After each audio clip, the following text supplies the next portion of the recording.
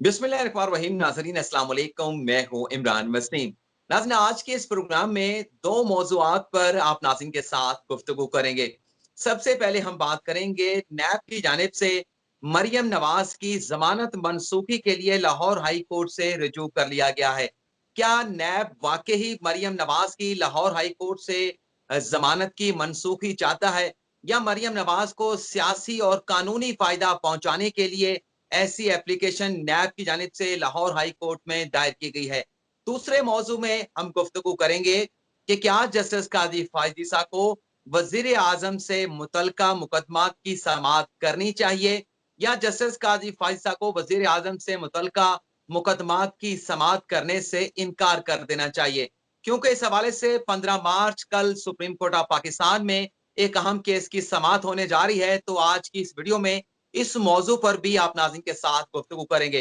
दोनों टॉपिक्स पर गुफ्तगू करने के लिए आज के इस प्रोग्राम में हमारे साथ मौजूद होंगे मारूफ कानूनदान तज्जियाकार अजहर सदीक साहब। अजहर सदीक साहब, आपको मैं प्रोग्राम में वेलकम करूंगा। सबसे पहले तो ये बताएं कि 31 मार्च 2019 को लाहौर हाई कोर्ट की जानिब से मरियम नवाज को जमानत पर रिहा किया जाता है, और तकरीबन 2.25 साल के बाद नैब लाहौर हाई कोर्ट से दोबारा रजू करता है कि मरियम नवाज की जमानत का फैसला वापस लिया जाए। लेकिन जो ग्राउंड्स लिए गए हैं इस दरखास्त में, आप क्या समझते हैं कि जिन इदारों के हवाले से नैब ने अपनी दरखास्त में जिक्र किया है, ये ग्राउंड्स मरियम नवाज को सियासी और कानूनी फायदा पहुंचाएंगे, या लाहौर हाई कोर्ट से मरियम नवाज की जमानत मनसूख हो जाएगी? इस पर आप क्या कहते हैं? बहुत शुक्रिया इमरान मसीह साहब, बड़ी शरारत करते हैं आप। बातों ही बातों में आपने बहुत ऐसी बातें कर दी है, लेकिन हम भी जान जाते हैं आप शरारत किस पॉइंट से कर रहे हैं। अरे आप एक सरेराह आपका दिल वाला इदारा है नैब का, और आप नैब पर ज्यादा गुफ्तगू करना पसंद नहीं करते। आपको तो बड़ा अजीज है नैब का इदारा। इसमें कोई शक नहीं है। मुझे अकाउंटेबिलिटी के कॉन्टेक्स्ट में मां सिवाय एक बात के कि नैब आपका जो पहला हमारे यहाँ नैब जो देखे ना जी, नैब हमारे यहाँ बिजनेसमैन के कॉन्टेक्स्ट में वहां मुझे एतराजात है कि वहां नैब अपने इख्तियार से तजावज करता है। लेकिन यहाँ मैं बताता चलूं, ये एक इंप्रेशन हमारे यहाँ बिल्ड किया गया कि ये सिर्फ और सिर्फ रियासती इदारों के बारे में बात करने के हवाले से नैब ने दरखास्त है कि बहुत देर की मेहरबा आते आते देर उन्होंने बहुत की है। अगर देखा जाए, नैब नैब को बहुत पहले ये बेल विड्रॉ करने के लिए आ जाना चाहिए था। एक आपको पता है कि ये जब जमानत दी गई थी, तो औरत होने के नाते एक जमानत दी गई थी कि औरत है, और इस मामले की कैंसिलेशन सुप्रीम कोर्ट में दायर किया। नैब को तो पहले फुर्सत में चाहिए था कि उसकी कैंसिलेशन के लिए बेल लगवाते। लेकिन यहाँ ये इशू थोड़ा सा डिस्टिंग्विश करना बड़ा जरूरी है।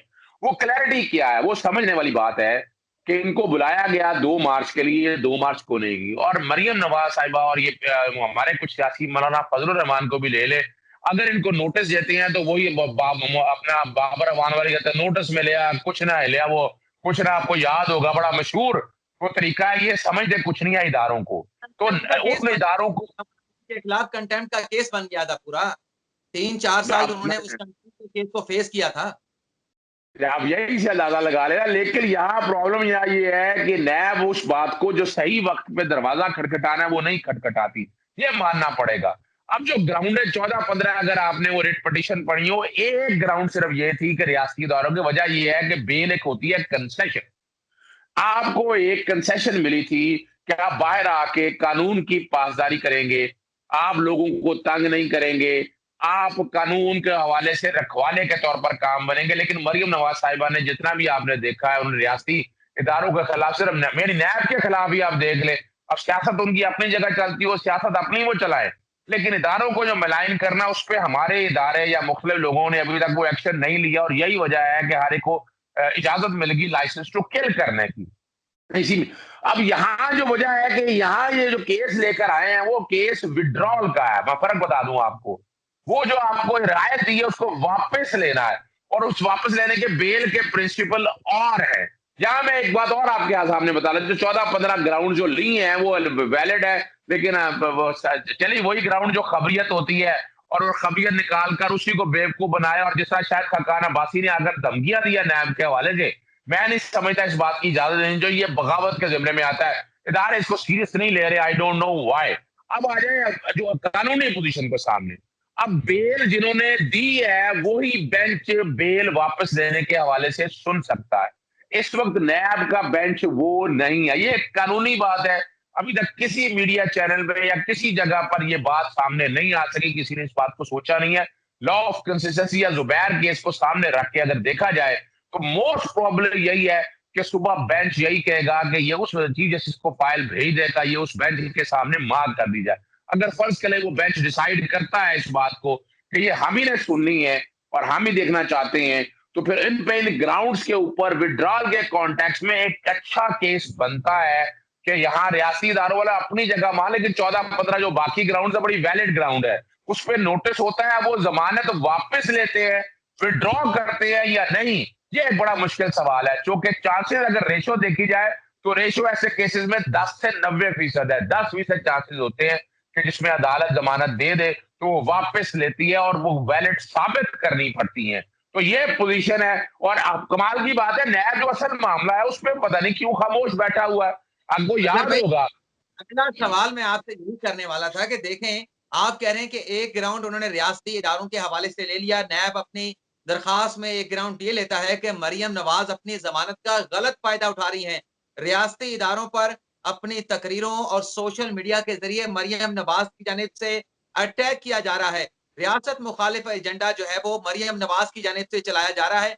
तो ये जो ग्राउंड मरियम नवाज के खिलाफ नैब ने लिया है, इसकी बज़ाहिर मुझे कोई जस्टिफिकेशन नज़र नहीं आती, क्योंकि सोशल मीडिया के ऊपर तो बहुत मुतालबा किया जाता है कि इन तकरीरों को बुनियाद के ऊपर, इन मुतनाज़ा ट्वीट के ऊपर मरियम नवाज़ की बेल कैंसलेशन होनी चाहिए। लेकिन नैब का मामला तो करप्शन के इंसदाद का है, और जो तहकीकात नैब कर रहा है और उसमें जो अपनी उनकी ग्राउंड्स हैं कि हमने पहले इनको नोटिस दिया 10/1/2020 को, यानी कि 1 साल के बाद ज़मानत होती है।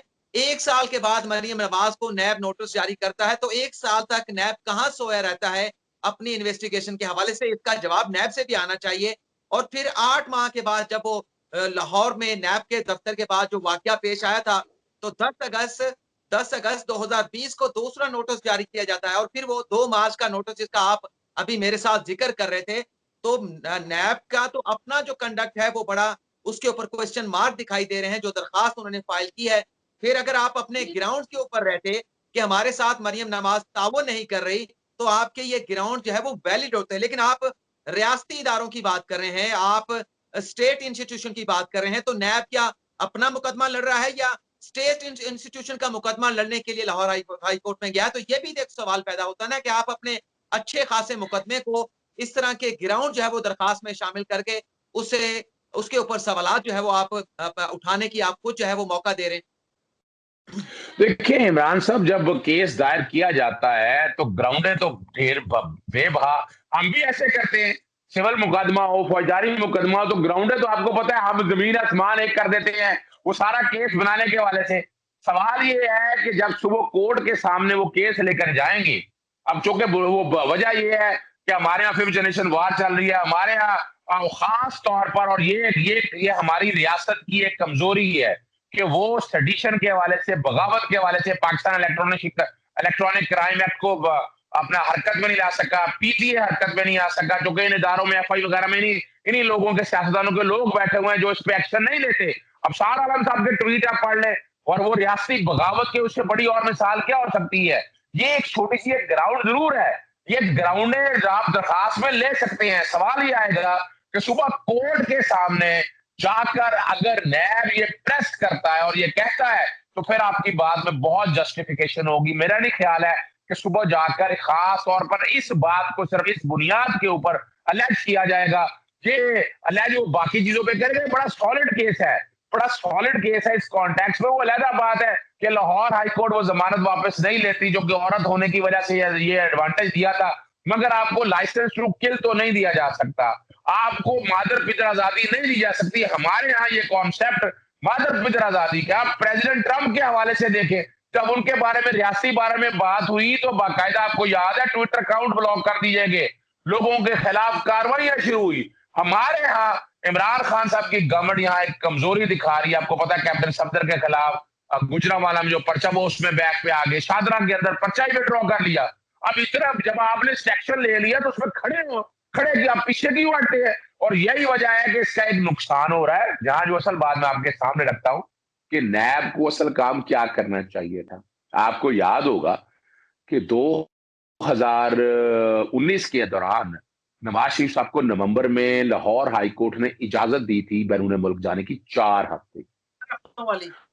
और उस जी बिल्कुल, और उस रिट पिटीशन के अंदर जब इजाजत दी थी तो मार्च 2020 में कहा था इस केस को लगाया जाए। आज हम 2021 में बैठे हैं और नैब ने कभी उस केस की तरफ तवज्जो ही नहीं दी कि वो केस मैं यही तो कह रहा लगाते। हूँ कि नैब वहां कहता नवाज है शरीफ से नवाज देखे ना, नैब को यहाँ जागना चाहिए था कि वहां अगर दरखास्त देते और वहां बात करते, इस बात को सामने रखते हुए वहां मेडिकल रिपोर्टें देना पड़नी थी नवाज शरीफ साहब को, और नवाज शरीफ साहब को बड़ा बड़ा मुश्किल और जस्टिफाई करना।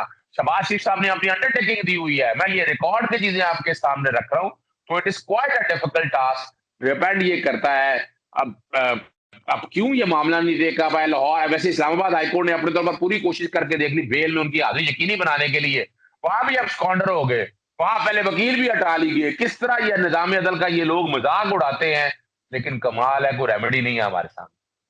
लेकिन अजहर भाई मैं आपसे ये एक और सवाल भी पूछना चाहूंगा।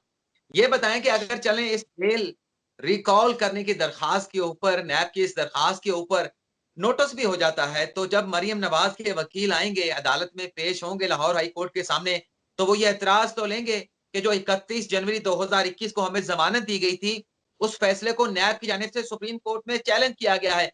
तो सबसे पहले तो उस बेल कैंसिलेशन की दरखास्त को सुप्रीम कोर्ट में जाके नैब प्रेस करे और फिर बाद में यहाँ पर रजू करे। तो ये दो जगह के ऊपर जो है एक मामला को किस तरह से चलाया जा सकता है, तो ये एतराज तो उठाया जाएगा। और टेक्निकली मुझे लगता है कि इसी एतराज के ऊपर शायद ये नैब की दरखास्त जो है वो डिसमिस ना कर दी जाए।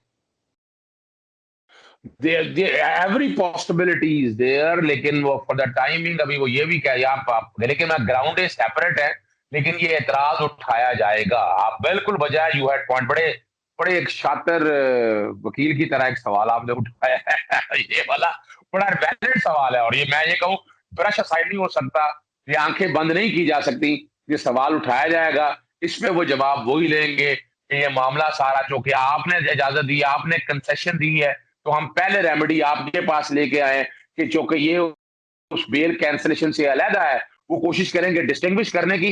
लेट्स सी हाईकोर्ट क्या देखती है इस मामले। अच्छा, दूसरा ये बताएं, जो हमारा दूसरा आज का हमारा मौजू है कि क्या जस्टिस काजी फाइज ईसा को वजीर आजम से मुतल्लिका मुकदमात को सुनना चाहिए या ऐसे मुकदमात को सुनने से इनकार कर देना चाहिए। सुप्रीम कोर्ट का हालिया जो 4 जजेस का मुतफिका फैसला है वो भी आ चुका है, लेकिन 15 मार्च को सुप्रीम कोर्ट ऑफ पाकिस्तान में बल्दियाती इंतखाबात केस की समाअत होने जा रही है और इस केस की समाअत करेंगे जस्टिस काजी फाइज ईसा और उनके साथ बेंच में मौजूद होंगे जस्टिस सरदार तारिक मसूद। आखिरी समाअत पर अटॉर्नी जनरल की जानिब से अदालत को यह बताया गया था कि जो 2017 की मरदमशुमारी हुई थी उस पर सिंध हुकूमत की जानिब से, पाकिस्तान पीपल्स पार्टी MKM और पाकिस्तान तहरीक इंसाफ की जानिब से एतराजात उठाए गए हैं और इन एतराजात को लेकर वजीर आजम इमरान खान की जानिब से मुश्तरका मफादात कौंसिल का इजलास तलब कर लिया गया है। और इसी बुनियाद के ऊपर जब यह आर्गूमेंट्स लिया गया अटॉर्नी जनरल की जानिब से कि मरदमशुमारी के जो मामलात हैं उसे सॉर्ट आउट किया जाएगा मुश्तरका मफादात कौंसिल के, जिसकी सरबराही जो है वजीर आजम इमरान खान करते हैं। तो कल के इजलास में यह रिपोर्ट भी पेश होनी है कि मुश्तरका मफादात का इजलास, मुश्तरका मफादात कौंसिल का आया कि कोई इजलास हुआ, उसमें कोई फैसला किया गया है, नहीं किया गया। तो डायरेक्टली इनडायरेक्टली ये जो मामला है वजीर आजम से मुतल्लिका है। पंजाब में वजीर आजम इमरान खान की हुकूमत है, वफाक में इमरान खान की हुकूमत है। तो क्या जस्टिस काजी फाइसा को कल जो इस केस की समाअत करने जा रहे हैं, क्या उन्हें इनकार कर देना चाहिए या इस केस की समाअत वो कर सकते हैं या अटॉर्नी जनरल कोई एतराज जो है कल की इस समाअत में उठा सकता है? देखिए, पहली बात तो मेरा जहां तक साहब मैं बता दूं, अटॉर्नी जनरल साहब आपको पता है कोरोना हुआ है, तो कल शायद इसी वजह से जर्मन के लिए वो कोशिश करें या ऐसी बात हो, लेकिन अगर वो आएंगे तो ये सवाल है। कोरोना को शिकस्त दे दी, उन्होंने रिकवर कर गए। बस अगर सुबह वो पेश होते हैं तो सबसे पहला ये एतराज आएगा, और असूली तौर पर जस्टिस काजी फाजिल साहब को एक तो एडमिनिस्ट्रेशन ऑफ जस्टिस के हवाले से और कोड ऑफ कंडक्ट, अगर साहब मेरी जाती राय के मुताबिक, तो उन्हें ये केस खुद ही सुनना नहीं चाहिए। सुप्रीम कोर्ट का लार्जर बेंच का 4 मेंबर बेंच के हवाले से उन्हें रोका कहा गया था। अगर वो सुनना चाहते हैं तो फिर इनमें से इमरान खान साहब के हवाले से अपने आप को माइनस करना पड़ेगा, और अगर वो सुनना चाहते हैं फिर भी फैसला करते हैं, तो उन्हें खुद ही अपने तय इस मामले से पीछे हटना चाहिए और नहीं आना चाहिए। लेकिन बज़ाहिर नज़र यही आ रहा है कि जस्टिस काज़ी फायज़ी साहब जिस स्टाइल से चल रहे हैं, जो वो करना चाह रहे हैं, जो नज़र आ रहे हैं, उनकी इंटेंशन बड़ी क्लियर है। मुझे नहीं समझ, लेकिन अब चूँकि साहब जस्टिस सरदार तारिक मसूद साहब भी बैठे हुए हैं, एक बेंच होगा, 2 रुकनी बेंच होगा, और वैसे भी ये लोकल गवर्नमेंट का मामला है, लोकल गवर्नमेंट के इलेक्शन सूबाई सब्जेक्ट है, सूबाई गवर्नमेंट ने देखना है, इसमें कोई शक नहीं कि मरदमशुमारी वफाक का सब्जेक्ट है, और इलेक्शन कमीशन ने अभी डीलिमिटेशन का, आपको पता है कि डीलिमिटेशन भी अभी करनी है, तो डीलिमिटेशन की वजह भी एक सवाल आएगा, वहाँ ये पैदा होगा कि इलेक्शन कमीशन जब तक डीलिमिटेशन वाला मामला नहीं कर सकता, हल्का बंदियां का मामला तय नहीं करता, तब तक भी शायद ये लोकल गवर्नमेंट के इलेक्शन हो नहीं पाए। असल में क्या ऐसा हो सकता है कि जो मुश्तरका मफादात काउंसिल का मामला है, जो मर्दमशुमारी के डिस्प्यूट का मामला है, उसको इस केस से अलग कर दिया जाए। उसको मामले को चीफ जस्टिस ऑफ पाकिस्तान को अलग से भेज दिया जाए कि इस मामले पर समाअत करने के लिए अलग से बेंच बना दिया जाए, और बल्दियाती इंतखाबात केस की जो समाअत है, उससे जस्टिस कादिर फायसा जारी रखें। क्या इस तरह का कोई हल निकल सकता है? असूली तौर पर तो देखिए, मैं तो, या मैं, मेरी ज़ाती ख्वाहिश, या मैं चाहूँगा एडमिनिस्ट्रेशन जस्टिस को बरकरार रखने के लिए, और हमारी अदालतों की इंटेग्रिटी को सामने रखने के लिए, उनकी तौक़ीर को सामने रखते हुए, चाहिए यही कि उस हद तक जो मामला है, और वो जो कोर्ट जो बेंच है, ये भेज सकता है चीफ जस्टिस साहब को, इसके लिए एक अलहदा बेंच तश्कील दे दिया जाए, और बाकी मामला जो है लोकल गवर्नमेंट की हद तक सुना जाए। लेकिन अभी तक जस्टिस काज़ी फायज़ी साहब का जो स्टाइल ऑफ वर्किंग है, वो, यानी मुझे भी इस पर सख्त शदीद एतराज़ात हैं कि वो बाहैसियत वकील, या यानी वकील अच्छे भले मौजूद थे, वो खुद एक यानी, और साइल के तौर पर सुप्रीम कोर्ट के जज अपने फाजिल जजेस के सामने पेश हो रहे हैं, और जो तरीका कार चल रहा है वो अपनी जगह है, वो अपने मामला को अपने स्टाइल से लेकर चलना चाहते हैं। उससे हमारी वोकला बरादरी में बड़ा इज़्तिराब पाया जाता है। आम आदमी भी काफ़ी डिस्टर्ब है इस कॉन्टेक्स्ट में, इस तरह की कंट्रोवर्सी जन्म नहीं लेने देना चाहिए, और मामला भी कुछ नहीं है, आप और हम बड़ा वाज़ेह तौर पर जानते हैं। मैं वो देख रहा था अभी गुजरात हाई कोर्ट में, जो इंडिया है ना, उन्होंने देखिए साइलिन उन्होंने पब्लिक के लिए नहीं खोला हुआ, वो साइलिन की एक हेयरिंग होती है, साइलिन जब हेयरिंग होती है, बाकायदा मिसाल के तौर पर वो ज़ूम पे हेयरिंग करते हैं, हेयरिंग करने के बाद वो बाद में अपलोड हो जाती है। यानी बाकायदा चीफ जस्टिस की कोर्ट की मैंने कई समातें मैंने देखी हैं, वोकला मौजूद होते हैं, वो समात, यानी ये जो लाइव दिखाने का कॉन्सेप्ट है, और जो ये बातें लेकर आते हैं, मैं नहीं समझता कि ये जस्टिफाएबल है। और फिर वही बात है कि ये इंतजामी मामला है सुप्रीम कोर्ट का, सुप्रीम कोर्ट के जजेस ने फैसला करना है, सुप्रीम कोर्ट रूल्स में ऐसी कोई गुंजाइश नहीं है, ना आईने पाकिस्तान में गुंजाइश है, और वो क्यों है इसको पब्लिक बनाना चाहते हैं, मेरी ये भी समझ से बालातर है। आप और हम सबको पता है कि जो वो बातें करते हैं, सारी की सारी मीडिया पे आती हैं। उनकी बेगम साहिबा जिस तरह के खत लिखती है, जो करती है, एक एक चीज मीडिया में कवर होती है, सोशल मीडिया में कवर होती है, और हम और सब पर लोग सवाल बड़े उठाते हैं ना, कि मिसाल के तौर पर वो हुदैबिया केस के हवाले से बड़े सवाल उठाते हैं कि वहां अदलिया की आजादी के हवाले से अगर ये सवालात थे, तो ये तो प्रिंसिपल सारे हमेशा के लिए कायम रहने चाहिए। वहां तो गालिबन पूरे बेंच ने पाबंदी लगा दी थी हियरिंग के हवाले से। आज़र सदीक साहब, आप खतूत की बात करते हैं और खत लिखने में आप भी बड़े माहिर जाने जाते हैं। कभी आप इलेक्शन कमीशन को खत लिखते हैं, सेनेट के इंतखाबात के हवाले से, चेयरमैन सेनेट के इंतखाबात के हवाले से, कभी किसी मामले पर आप स्पीकर कौमी असेंबली को खत लिख देते हैं, कभी आप प्राइम मिनिस्टर को, कभी आप प्रेज़िडेंट को। तो खत लिखने में भी आप भी माहिर हैं, लेकिन बहरहाल आज के प्रोग्राम में आपकी अपीयरेंस हुई, आपने वक़्त दिया, आपका बहुत-बहुत शुक्रिया। आपसे भी इजाज़त चाहेंगे और अपने नाज़रीन से भी इजाज़त चाहेंगे। नाज़रीन, हमारे चैनल को तो आपने सब्सक्राइब कर रखा है, लेकिन अज़र सदीक साहब भी अपना यूट्यूब चैनल चला रहे हैं। आप इनके चैनल को भी सब्सक्राइब करें। इनके जो माहिराना तज्ज़िये होते हैं, सियासी इश्यूज़ के हवाले से, कानूनी इश्यूज़ के हवाले से, उससे भी आप जो है वो डायरेक्टली जो है यूट्यूब चैनल पर जाएँ अज़र सदीक साहब के, और आप मुस्तफ़ी हों। तो आपसे भी इजाज़त चाहते हैं नाज़रीन, और अज़र सदीक साहब भी अगली वीडियो में एक नई खबर के साथ आपकी खिदमत में हाज़िर होंगे। अल्लाह हाफ़िज़।